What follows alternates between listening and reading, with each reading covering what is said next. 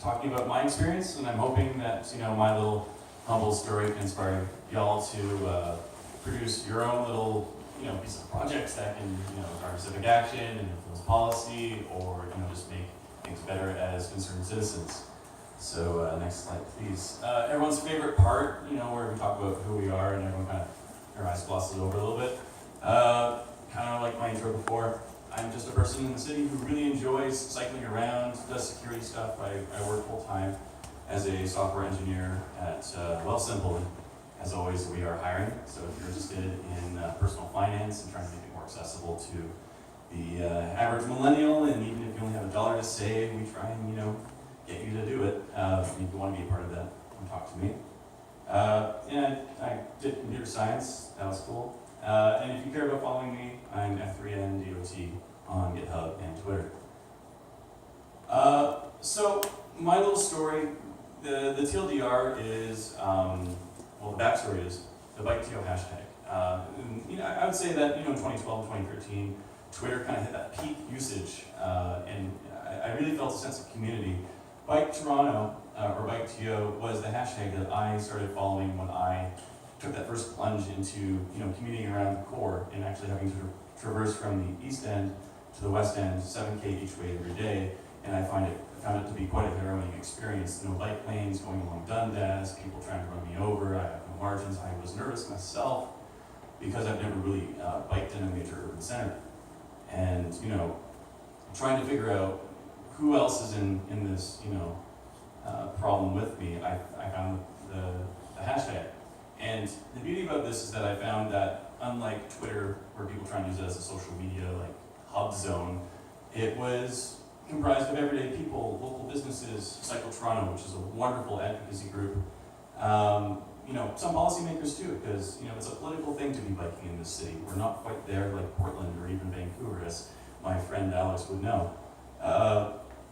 And the thing about the hashtag is, unlike other things, it's real-time in transit. You really feel like you're hooked into the mindset of everyone who's biking in the city. It's centered around, discussions. People have conversation chains, and talk about the news that occurs. And it's local and accessible, and as I said before, it's definitely community. The reason why that's important is, when news happens,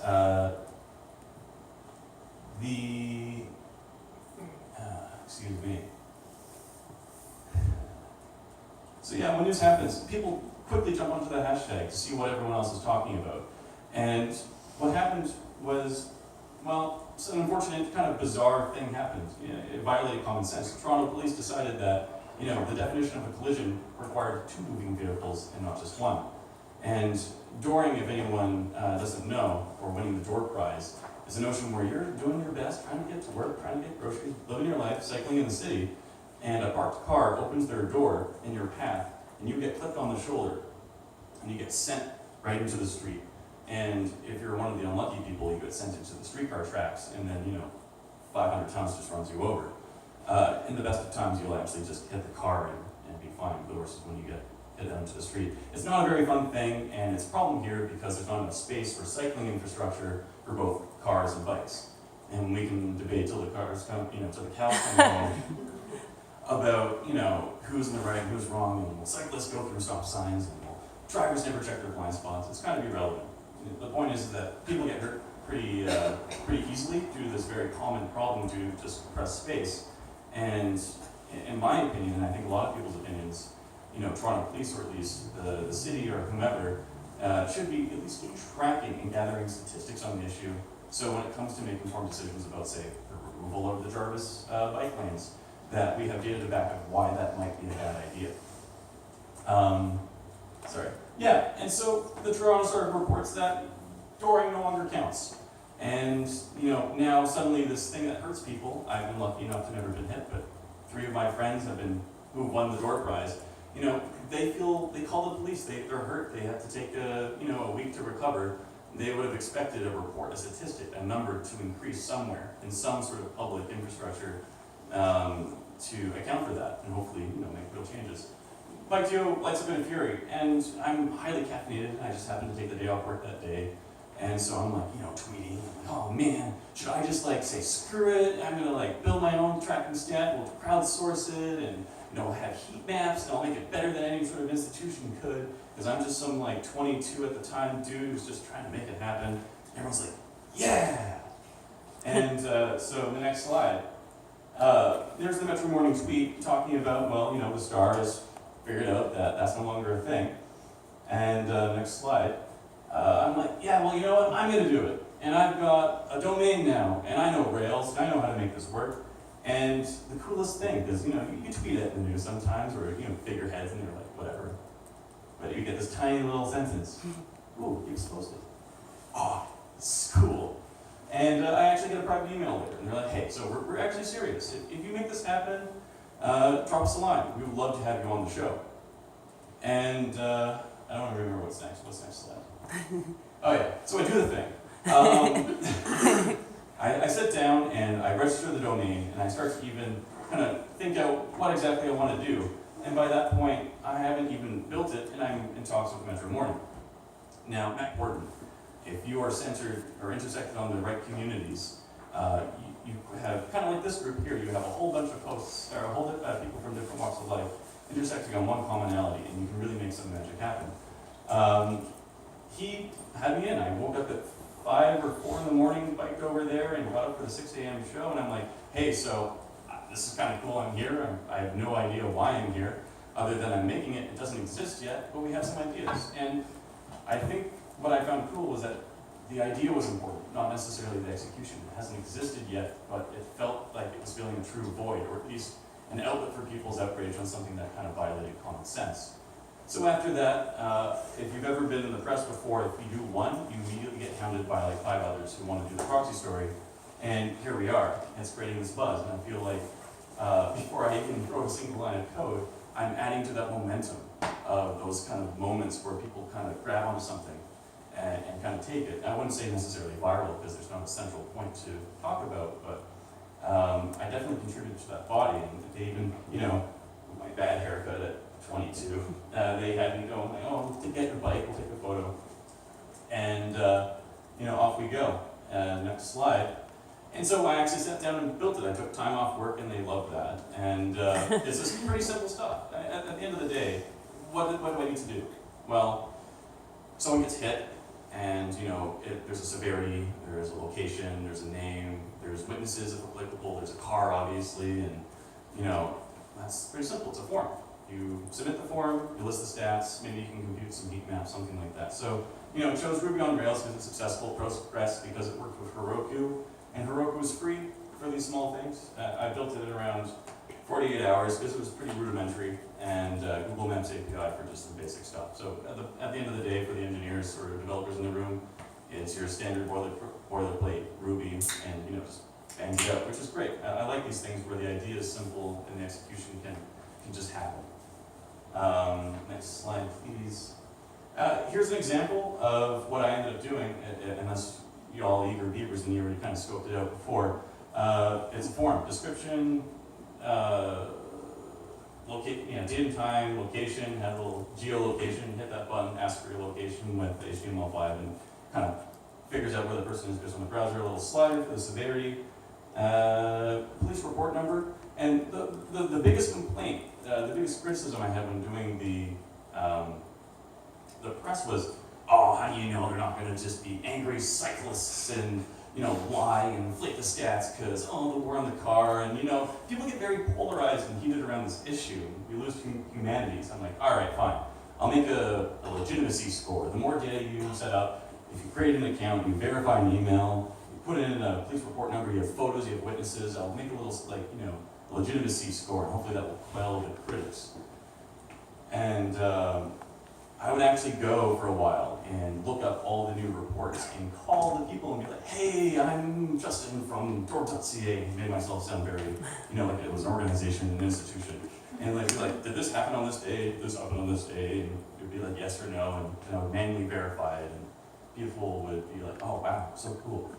In reality, you'll find the site wasn't used that often, but as I said before, the idea seemed to. I think this was the right issue. It's a small thing, but it's a big thing in the city, especially for those who do cycle.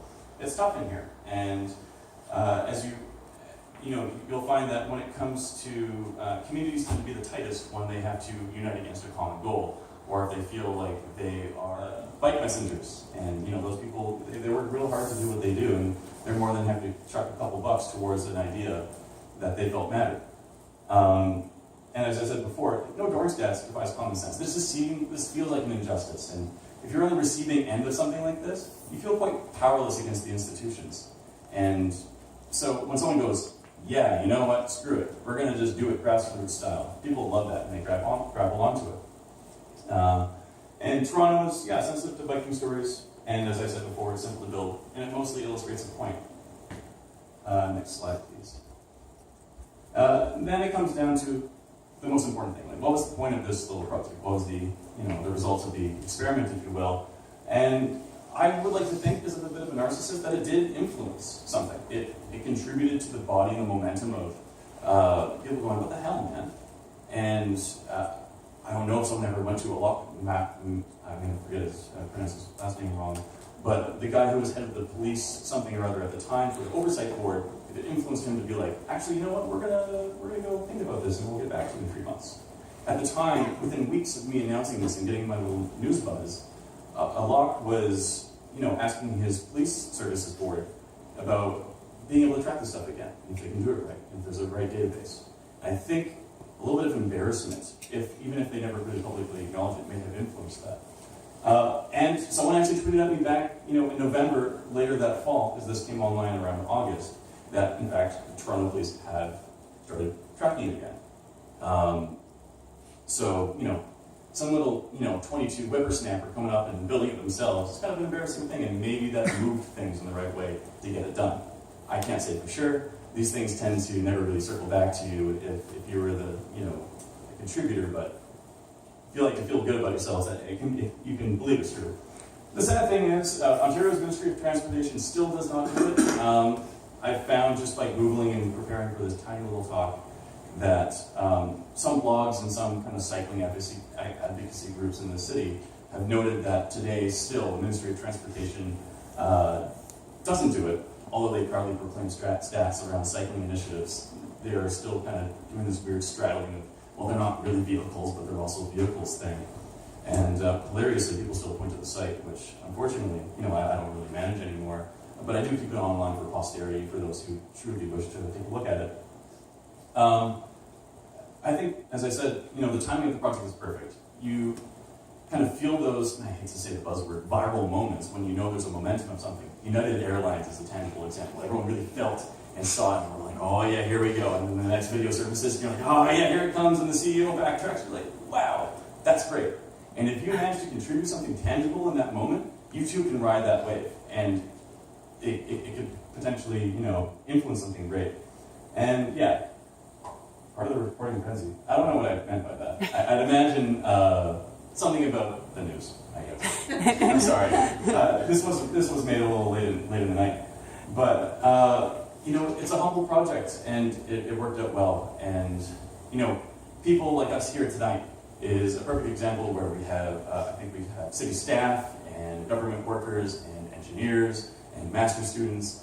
This is where that sort of idea kind of questions. Oh yeah, big words. Yeah, the site itself didn't matter much, but it was the idea behind it. And that's the powerful thing. You talk to a lot of entrepreneurs and you're like, man, I'm going to make a startup and I'm going to get ping pong tables and beer. And they kind of put the cart before the horse. You really want to bide your time and wait for that right idea. And it, kind of like dating or love, it just blindsides you when you're not looking for it. I think that's the good thing is that, you get that idea and act. And that's the best thing that you can do for yourself. And then your skills and resources can take it into fruition. And with that, whoops. Yeah, so the funny thing about this little thing, which I would call, pretty done and done back in 2013, it has some ripple effects and, paid some dividends, as I like to say. I'm here tonight because I built this thing. People hear about me from time to time, they call me in and they want me to talk.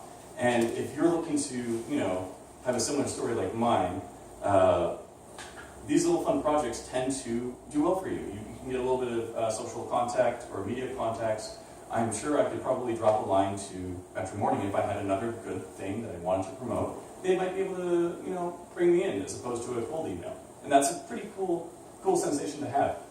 At the time, there was a woman who visited somewhere in Asia, and she found that taxi cabs had these little special mirrors on the passenger doors all over. And she asked the taxi driver, what's the deal with these things? And the taxi driver replied, well, they're to prevent you from dooring people biking by as you're a passenger, probably stumbling from a good night out. It's right there, you can see the cyclist behind you, and you won't just open the door. And if you're cycling in the city, you'll find that taxis are a little unpredictable and the passengers even worse. So it was a good idea. She brought it back. She cold emailed me, and we had a chat, and I offered to put a survey on the site. So anyone who visited would fill it out, and she could take this data set and present it to the city. And be like, hey, we have a lot of people who want to have these kind of rear anti-dooring passenger mirrors that are super cheap. We can get them manufactured. I've got all the contacts. And, there's something real tangible. Instead of me feeling good about myself about all the press, maybe this partnership would have yielded a policy change in council where they would mandate Tibet or the taxis to put these things here. And now, instead of those little stickers that are translucent that you never see as you're kind of got beer goggles and stumbling around, you have mirrors to show actual humans, and you will maybe pause. It's pretty cool. Yeah, that's my words on those slide. I talk a little bit fast. I have no concept of time. Does anyone have any questions about, what I did and what happened or what have you? Yes? Hi, my name is Marika. I have a disability, and I would love for you to connect me with your media contacts, because the cars are not letting me finish my crossing, even in my mobility device. Are you talking about those crosswalks? No, just regular right turns, left turns. They're not letting me cross. They're just doing their thing, zooming in and out within millimeters of me. Yeah. I around this time they updated the Road Driving Act of some such and so forth. They really clamped down on that specific thing. So I bet you could. We'll talk. I'll put you in touch with yes. the Star.